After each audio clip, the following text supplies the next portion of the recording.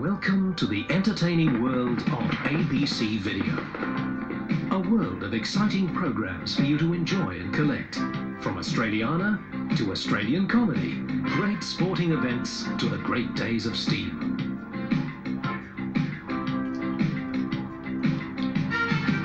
A world of entertainment for you to collect now on ABC Video.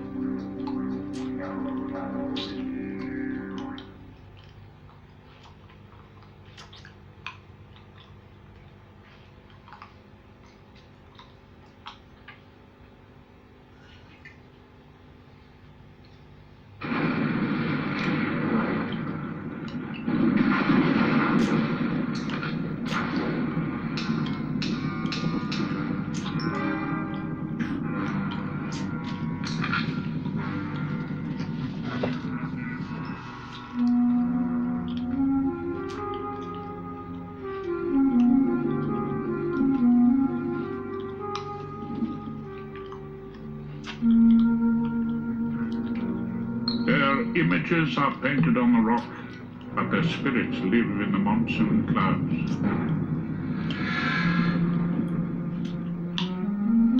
They are the wandjina, guardians of one of the last true wildernesses on earth.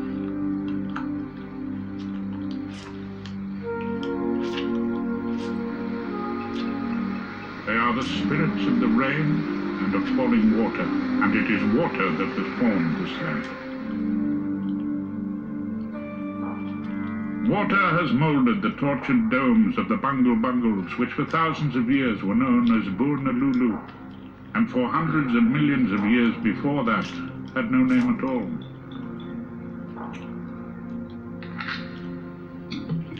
Water has chopped at the edges of the ragged ranges, which have lain on the surface of the planet for as long as any other rocks on Earth. And those who live under the gaze of the wandjina, man and beast and plant, live with the cycle of returning water. The rains that fall yearly on the high plateau, and the tides that daily beat against its shores.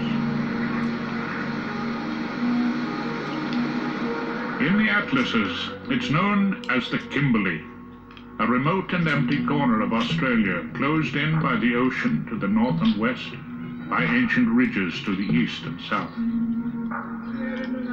But this is not country that can be captured in atlases.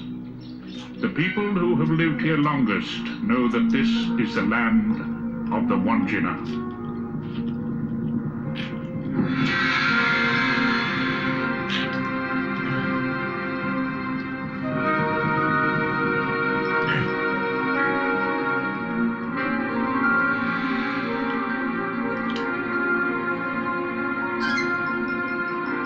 As the wet season ends and the dry sets in, the sea eagles swoop and roll in an aerial courtship which may lead to a bonding for life.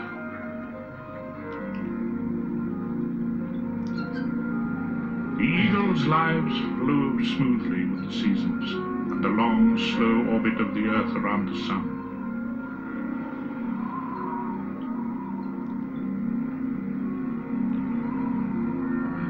But beneath them, this ancient coastline breathes to a faster and more turbulent rhythm. From the shallow seas beyond, the water is sucked between sandstone cliffs. These narrow gaps were gouged out by rivers long since drowned. Back then, the rivers and their flood would have scoured the rock for only a few days every year. Now the seas have risen, and the rip and tear is constant. 6 hours one way, 6 the other. These are some of the most ferocious tides in the world. As the water pours out of the drowned river valleys, it takes its booty with it. Billions of minute grains of rock suspended in the turbulence. The water quietens as it ebbs towards the west. It drops its sediment to the shallow sea floor. And what it leaves behind at the end of each half-day is mud.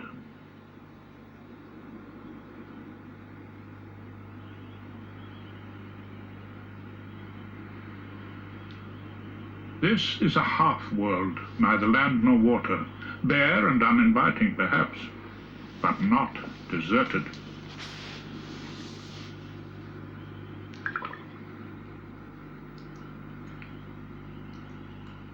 It's not the most graceful of nature's creations, but the mudskipper is the antelope of the tidal flats.